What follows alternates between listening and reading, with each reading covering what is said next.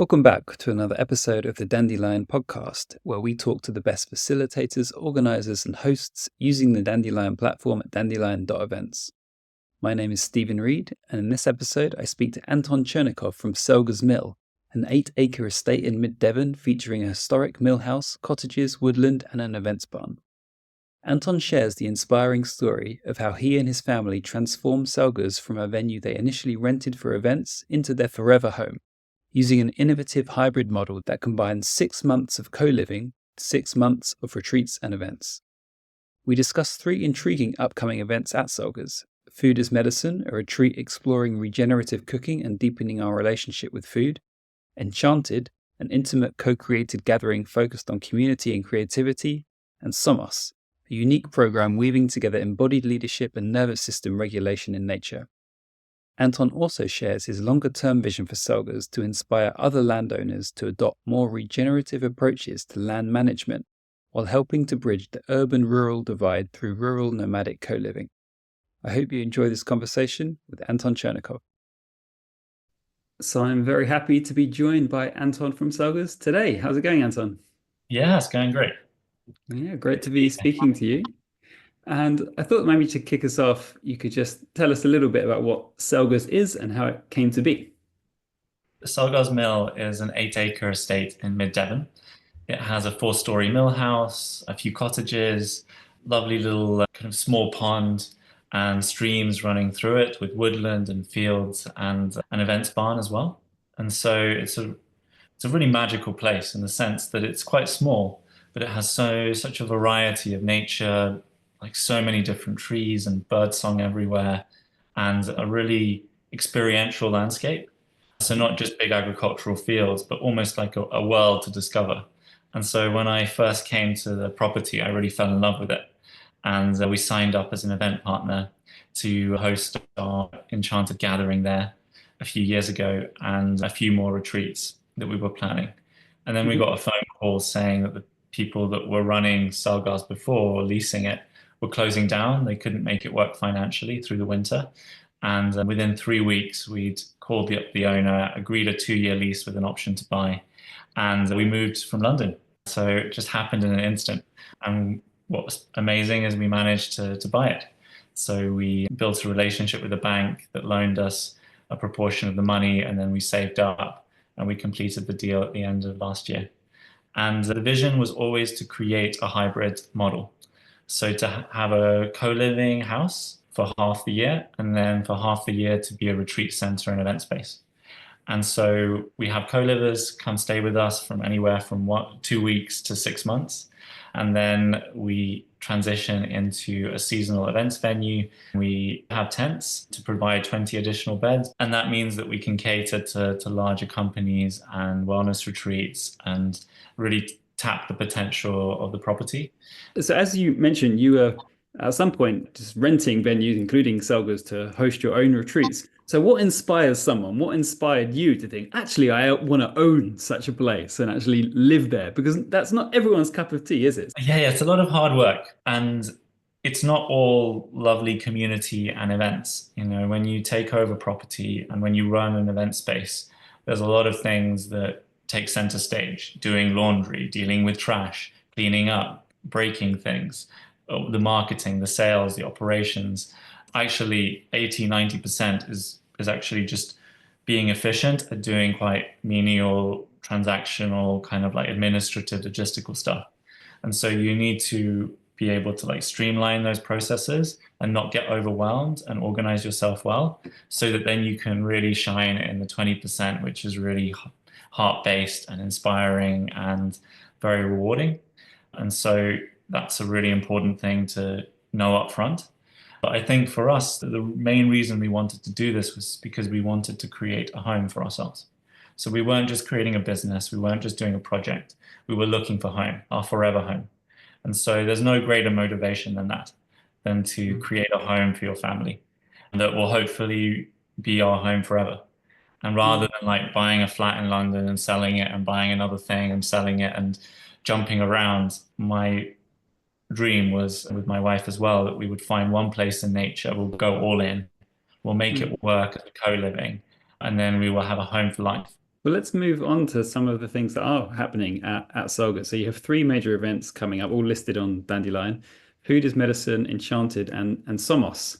So maybe let's start with Food is Medicine. Yeah, what is that about then? So we had a bit of an emergency last year where our local chef, Sam, he had health issues. So he had to cancel all of our meals, all of our booked retreats.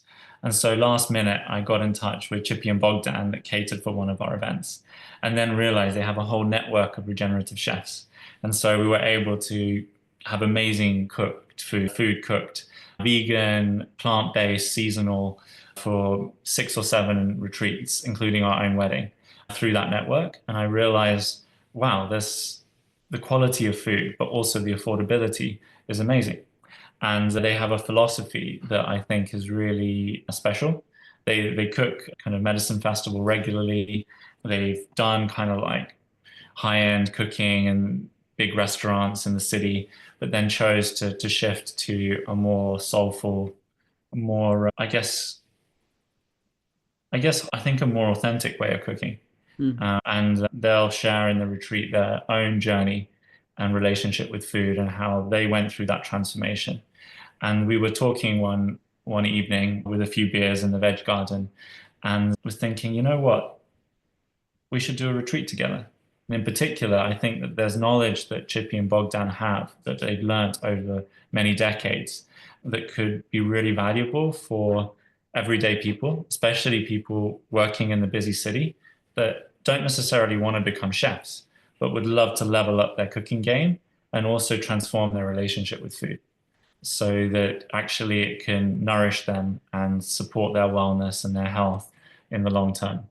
I kind of like see myself as like a power user or a customer as well, of actually being able to learn how to cook with a similar philosophy and actually design kind of a whole matrix of close to 60 recipes, soups, salads, mains, pastas, curries, all of these different combinations, juices, as well as the basics of baking and the basics of using a mixer and how to actually navigate a kitchen, especially when you're cooking for groups of maybe 12 to 20 people. Learning those skills, how much that could like transform your life, but also to bring in foraging, growing your own food, fermenting, and also nutrition and herbology. I think there's such wisdom here that could be incredibly useful for everyday people, not necessarily people that are training to become chefs or cooks.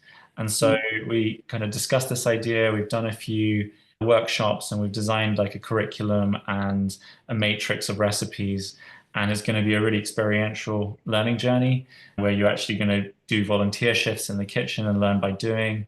We're going to set up a demonstration kitchen in the barn and then have foraging and fire cooking out on the fire as well, mixology from Bogdan.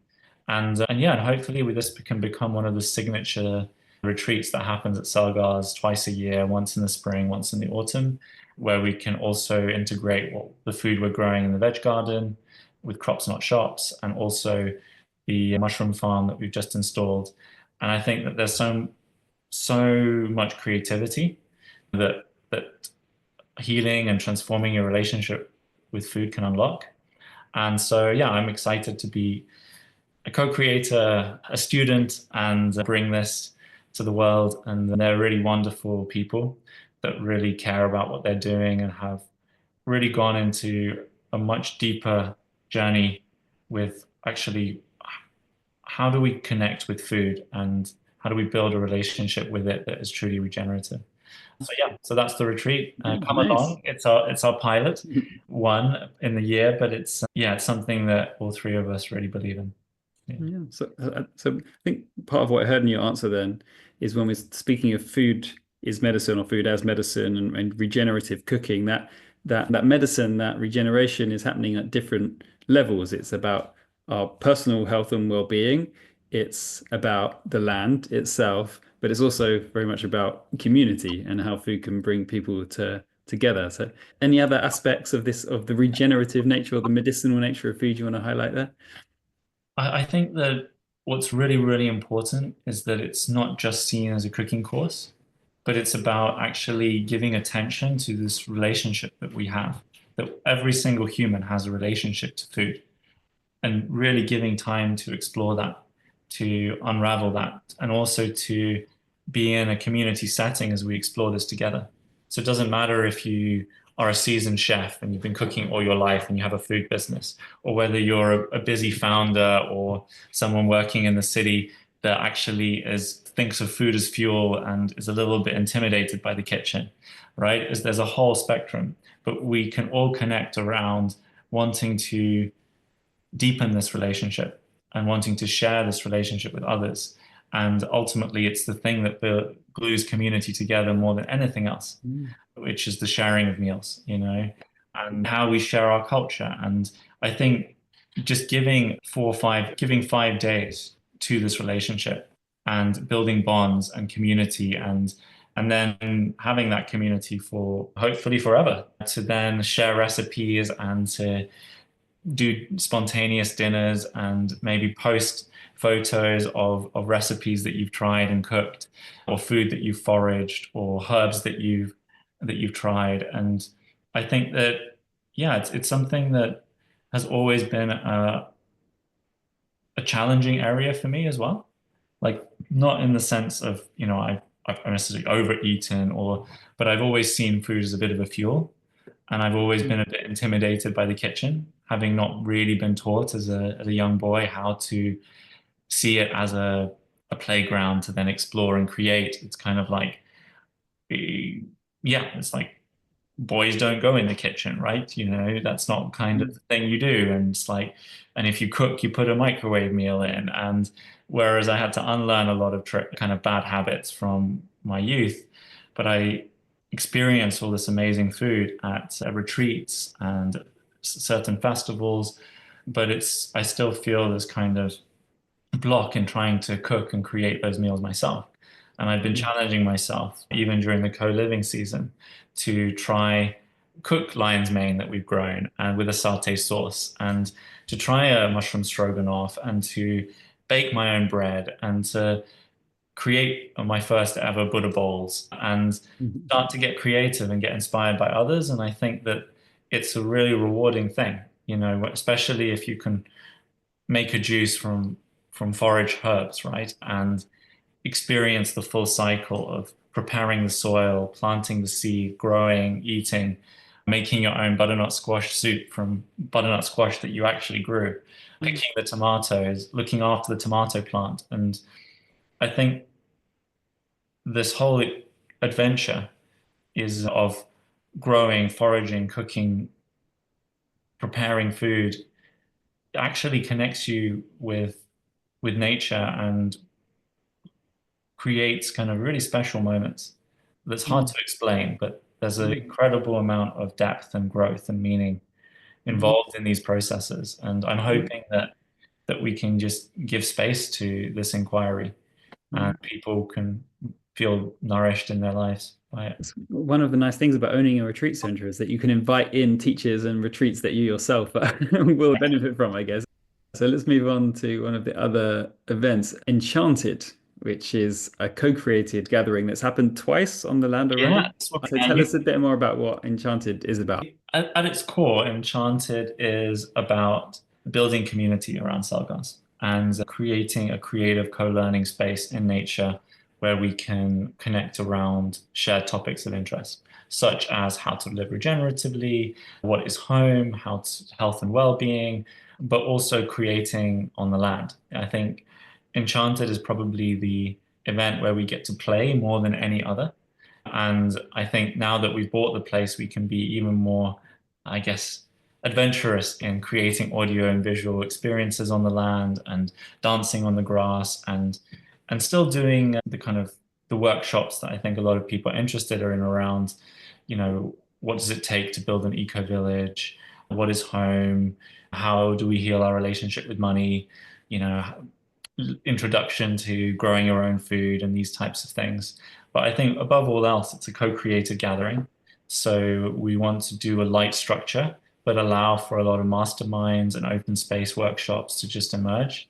And hopefully it's enough to to draw people in, not to have like a fixed program of talks and speakers, but to just have a light program. There'll be a sauna, there'll be cold dips, there'll be dancing and yoga and all of those things. But hopefully there's people are called to just an invitation to create magic together and to also reflect on what community means for us and how we build it in our lives. And yeah, and we've got kind of a nice group of people that come back every year. Mm. And we've decided to kind of keep it relatively intimate, of kind of 30 to 40 people, and to really see it as a really magical week to connect and create together. So, The Selgars burn of sorts, isn't it? I mean, more and yeah, a more little people are bit. becoming familiar with that style of co-creation through the Burning Man events. Of course, I think this is different to those Yeah, the yeah. gatherings in some They'll- important ways, we can say, but still, that yeah, this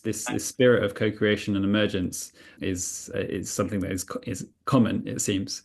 And yeah, I had a fantastic time Enchanted the 1 year that I was there, and I mean the land is perfect for such an event with all these different spaces. And what month does Enchanted happen in? It's in mid-July.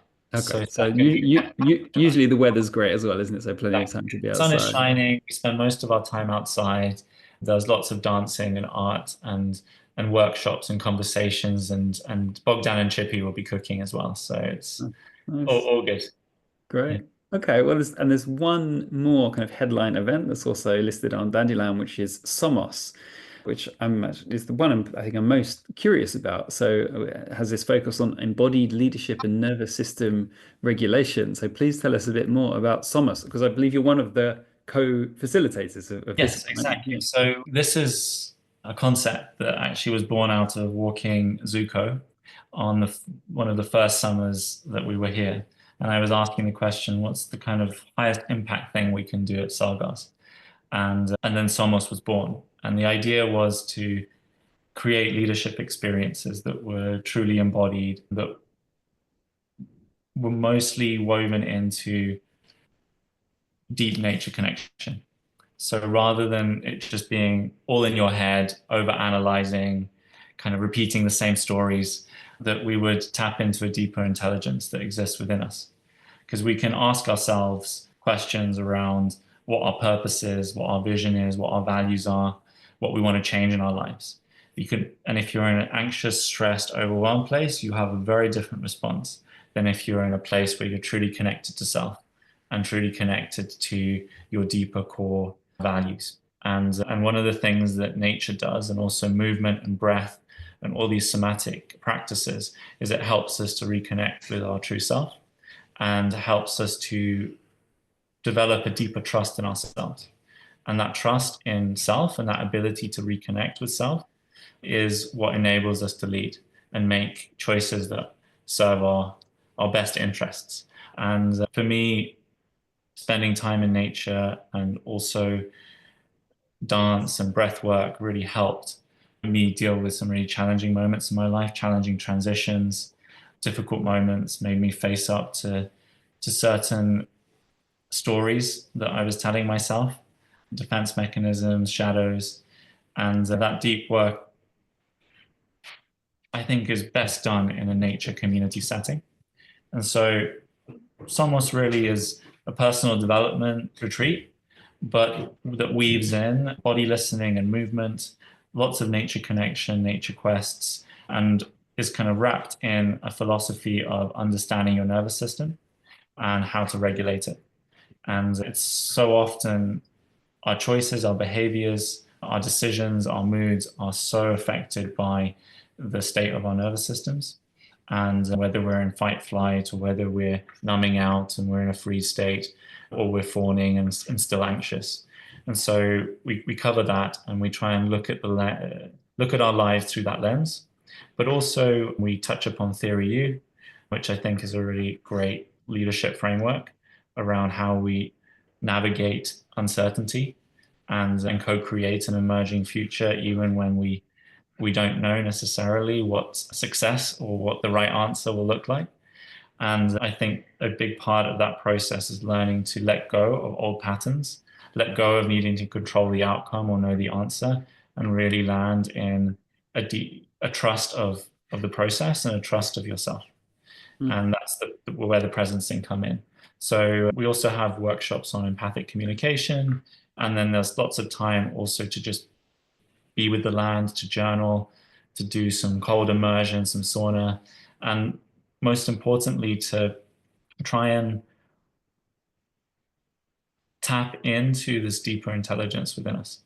And I think that if you've ever gone to a dance or if you've ever spent a lot of time in nature and then asked yourself kind of a big question, around your life, your direction, you get really, really fascinating insights.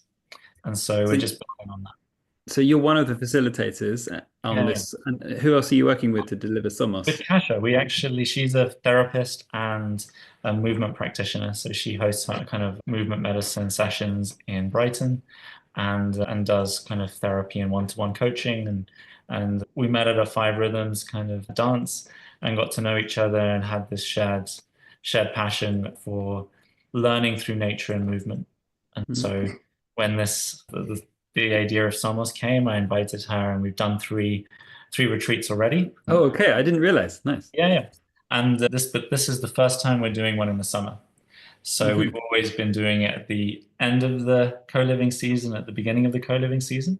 Whereas now we're going to do it in the peak of summer, straight after Enchanted.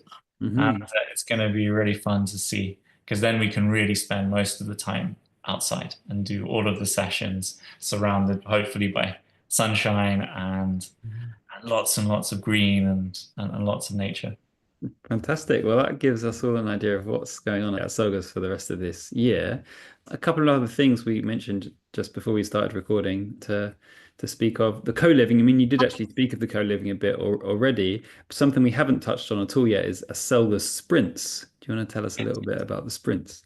So when we have event season, usually our weekends are booked up with SOMOSes and wellness retreats and all sorts of different kind of community-based programs.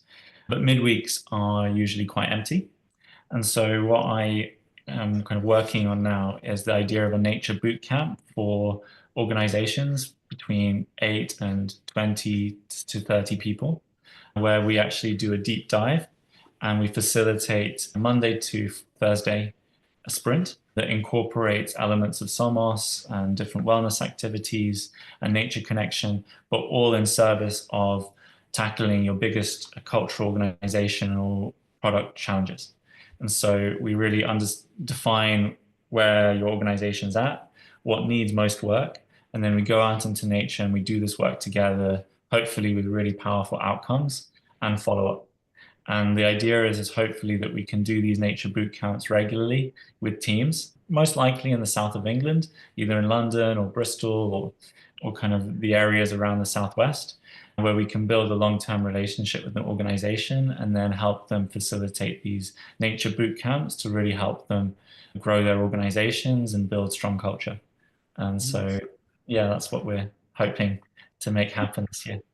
We touched on it a little bit, but you indeed have a background in business. So I guess this is a world that you feel quite familiar and comfortable with, and you sense that this is something that is needed or at least will benefit some Exactly. organizations.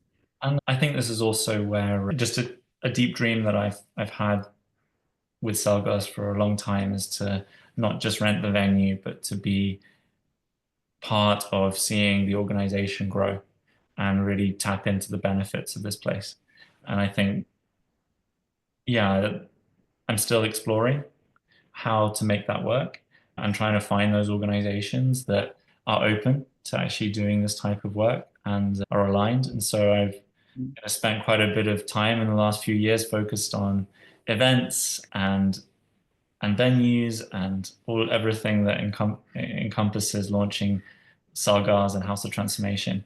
But I'm returning back to what I was doing many, many years ago, which is doing this deeper strategic consulting work. Mm. So it'd be wonderful to weave the two things together. Mm. So And what I'm picking up on, and indeed what you explained to us a little bit earlier on, is that yeah, the vision for Selgos is not just to be a venue or not to be a venue where you're just constantly hiring the place out to other organizations. But it sounds like as far as possible, you want what happens at Selgars to be Selgars homegrown Yeah. events. It's kind of heading more in a direction of being something like a Schumacher College almost with a different focus, where most of what's happening there has actually come from the place and from the community Oh, itself. Am I getting that right?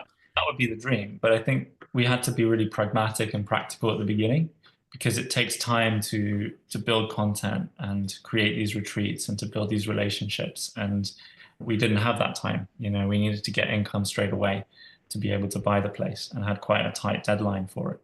And so we just had to be resourceful and practical and prioritize what could be done quickly. And now we can take a much longer term view and actually offer more discounts, do more experimental retreats and programs, and Mm. be more ambitious in what we put out there Yeah. in terms of really making an impact. So yeah. I imagine the way in which this offer came about, and maybe you didn't have much time to sort of decide whether to go for it or not, was a reason why, well, one of the reasons why it's currently structured as a kind of standard UK company. I can think of another project that also was really under a lot of time pressure, and we're just like, okay, let's just do the easiest thing. And I'm also curious, in the future, could you see the structure of Selgers actually developing in some way, like cooperatives or community interest companies or community land trusts are all things that sound like they could be relevant? So the way I would, uh, if we had a 50-acre estate, for example, and a lot of land, and if we had farming operations and all sorts of different land-based models, I could really imagine carving up the site and creating community land trust that was responsible for certain parts of the land holding. But we have a really small site, kind of around about 8 acres, and it's also our primary home. So it is our home, it is our family, it is our place. And so it makes it trickier to then go into structures like that where it's, one stakeholder, one vote. It's often takes a long time to make decisions. And yeah, and when it with something that is so personal, that is our home, that is our future, it's a really challenging thing to just put into a structure like that. Mm. We talked a little bit about having a few trusted friends as co-investors, but even then, there's always going to be a bit of a kind of imbalance because we're here all the time. This is our home, our project, and therefore we ended up just saying, you know what, we'll buy it ourselves with the bank, keep it simple. But also means the bank is less confused, and therefore it's more practical for them to just say, yep, here's the balance sheet personally guaranteed by all the companies and by you guys. Put the down payment. Here's the commercial loan. It's simple. Mm. And because we only had 2 years with an owner that could change his mind and has done in the past, so Mm. we needed to make sure that we could execute within 2 years, which we signed, and we weren't stuck in this kind of like gray area of needing to Mm. ask for an extension. And so Mm. we went down that route. It meant a lot of hard work and a lot of hustle, and we did really well financially to be able to then complete the deal. Mm. Initially, I thought that we'd only be able to do this project with co-investment, but I think that it's really important to that distinction of what is your private home and what Mm. is a collective project that is for the public good. And I Mm. think that where I want to see a wider impact is in supporting other projects like ours, encouraging rural co-living, giving advice and support, and hopefully enabling a network of places like this, and also getting more involved in larger agricultural projects, supporting people like crops, nut shops and finding their place, and helping co-livers that come to stay at Selgars are also looking to buy a place of their own. And hopefully we can make an impact by through the personal transformation that people have with our retreats and our co-living, but also by just spreading our knowledge, right? We don't want to create a behemoth we work where we manage 1,000 of these things. I think it's so personal and unique to the place and to the family or community that takes charge and becomes stewards of projects like this. So hopefully we can be Mm. generous with discounts, generous with our time, and encourage more and more landowners to shift to this more hybrid model, which I think, there's a wider shift away from monoculture, agriculture, and land management towards more rewilding, more nature capital, carbon credit, reforestation, peatland restoration, plus hospitality and co-living and events. And hopefully, I'm working with a company called Zulu Ecosystems as a consultant, and they're doing large-scale nature capital across the UK and the world. And hopefully there's ways that this pilot, this prototype at Selgars can help more and more projects happen. But I do think it's you have to weigh up the pros and cons of doing private ownership versus CLT and co-op. And I think that for us, it would have been a lot more messy and difficult with such a short time span and such high financial pressures to make that realistic. Certainly understand, when somewhere is also going to be someone's home, then absolutely they desire a level of security that perhaps some of those structures is just difficult to have. And also, I think it's a question that really interests me because in the much bigger picture, thinking about post-capitalist economies and the regenerative movement at large, I think ownership is a key piece of the puzzle. And so I'm also very encouraging of folks that do dare to kind of experiment with different ownership models. So it sounds like you see yourself very much part of a network of communities, some of which will choose to experiment in that way, even though that's not for you guys at this time. And I think the main thing is it's about time and capacity. Right. And I think that if you go down a CLT road, what you need is time. And also you need to have some kind of also economic buffer because you have to then engage with a much larger group of people and that process to get that right, to make sure everyone is aligned and that there is a overall fairness to then how responsibilities, but also resources are shared throughout, knowing that things change with time. It becomes a much more complicated process and operation. And so it can be incredible, but it can also be really overwhelming and a lot of people can burn out. And so it's just being aware of that those structures do require time and not so and flexibility in terms of not needing to meet really challenging financial goals. Yeah. I mean, it makes me think that there's actually a systemic issue that hopefully in time we'll make some progress on, whether that's through kind of government support or something philanthropic or otherwise, because it's so often that when these kind of properties do come on the market, exactly, the current owner wants an answer, that month or that year or at least or whatever. And some of these structures can take much longer than that. So there's a fundamental kind of misalignment almost in the timescales that I think were very interesting for folks to work out how to square those in time. Time is getting on, so let's move a little bit towards the future vision of Selgars. So you've been there is it 2 years now? Yeah, so we've been here 2 years, and now we're the owners. So there's just there's a mortgage to pay, but pretty much it's ours, and there's nothing anyone can do. Yeah, Whereas no. 2 years, we were living on edge, knowing that as much as we were investing in the property and calling it home, it was still not ours, and so that's a big thing. And so in terms of where the big paint us some picture for Selgars over the next decade. Well, it is our forever home. So now it's about 50, 60, 70 year All right, great. Even longer then, yeah, on that way. So the barn we had to do a quick job on. When we moved in, it was just a dumping ground, and then we put in windows, brick walls, we clad it. But it's we want to insulate and replace the roof. We want to put nice wooden dance floor. We want to make the barn into a really incredible space.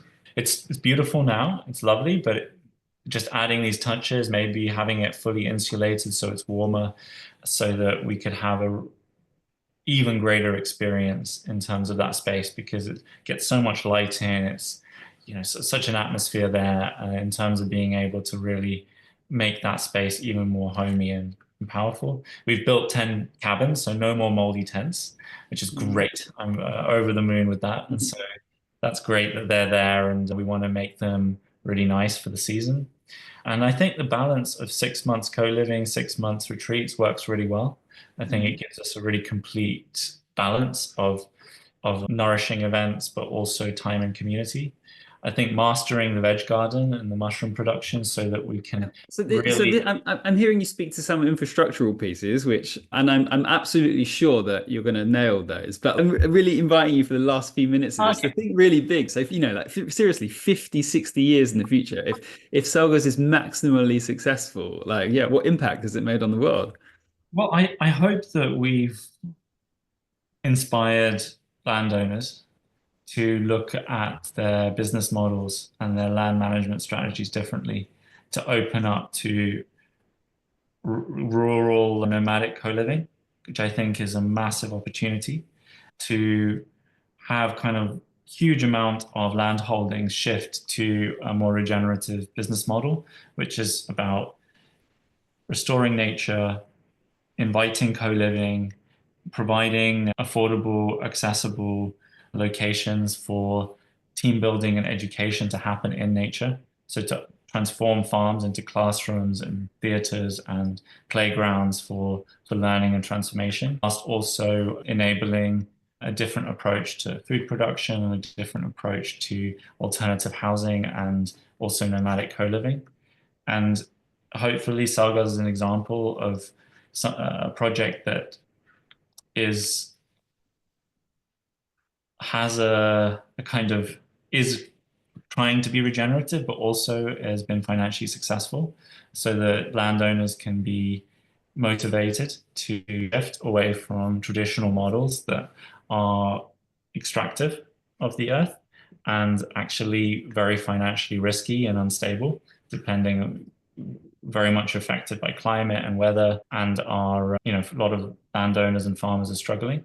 And if they can transition and get access to new forms of financing, but also tap into these revenue streams and mutually beneficial exchanges that come from co-living and that come from events, that would be amazing. And to see a network of places and families and communities and people that have gone on an adventure and a journey like us and have found meaning and growth and joy Mm. in the process. So And for Selgers to know that kind of it all started here in a way. Yeah. And yeah, and the other thing that's over the long term, the other side of the equation to many people engaging in rural co-living, I guess, is a kind of depopulation of cities almost, or like a shift away from urban living. And I is think a that rebalancing of rural and urban, how to rebalancing? connect Yeah. these two worlds, because I think that the city gives something and also the countryside gives something. And when I Mm, first set up Circular UK, which was kind of enabled House of Transformation and then Selgars, that was the core concept, is that our countryside and our city are disconnected and we need to bring them back together again and unlock opportunities that come from that relationship. And yeah. I do think that when people in the city really benefit from having a home in nature, they won't necessarily own it or necessarily have to do all the work to make it happen, but they can be part of the journey. And I think that that's the thing is, although Selgars is our home, we also share it with Mm, about, half a dozen people that come back regularly and join events and feel connected to this place. mm, And for them to have a second home in the countryside, it would yeah. be crazy expensive and overwhelming, but actually it's a win-win. Mm, And yeah. some people's lives will kind of ebb and flow between the city and the nature, but hopefully more places can become available. Mm. Yeah. I mean, this divide between city and countryside seems to be quite an acute political issue in the UK at the moment. So that's certainly a big vision for Selgers and the network of other similar communities to actually be part of kind of healing this like political cultural divide between urban That's and a big rural life. topic. Sounds very exciting. Yeah. Yeah. Um, It starts on a maybe a personal level of just sharing your story and sharing the joy of being in nature and growing your own food and doing your own DIY and connecting with land. And I think the thing to end on is I didn't expect for it to be such a profound spiritual experience to look after land, to actually care for it, to kind of mow the grass, to fix things, to move things, to kind of be part of the changing seasons. And I don't think of that as work. I think of that as leisure, as a great joy. To oh, it's grass mowing time, and I get the strimmer out, and I learn all these new skills, and because I do this work on the land, I feel much more a part of it. And Mm, so, yeah, there's a real magic there that I think mm, I never experienced in the city. Is this mm, active relationship with land and how much meaning and joy it gives, mm, just on a mm, spiritual and human level. And I mm, think that's an untapped value that maybe doesn't get mm, spoken of enough, of just the mm. joy of that and the meaning it gives. What I'm hearing there is, yeah, your love for stewarding the land, of being a steward of the land, and actually that is something different to ownership, isn't it? Like we can actually all kind of adopt a piece of land, regardless of whoever happens to own it, and decide to love it and care for it and develop with it. So I'm delighted to hear that Selgars is being well taken care of by you and your family, Anton. Thank you for this conversation today, and we, of course, will put details of all Selga's upcoming events in the show notes. So yeah, any final words from you? No, thank you for having us. And yeah, we want to connect with more people living in the southwest of the UK. You know, we spent we most of our lives in London and also around Europe. And so that's where our network is. And we're kind of newbies in the Southwest. So we really love to meet and connect with more people who call this part of the UK home. And so, yeah, it'd be great if you can join some of our retreats or come for co-living. Well, thank you so much for the chat today, Anton, and wishing you all the best with it.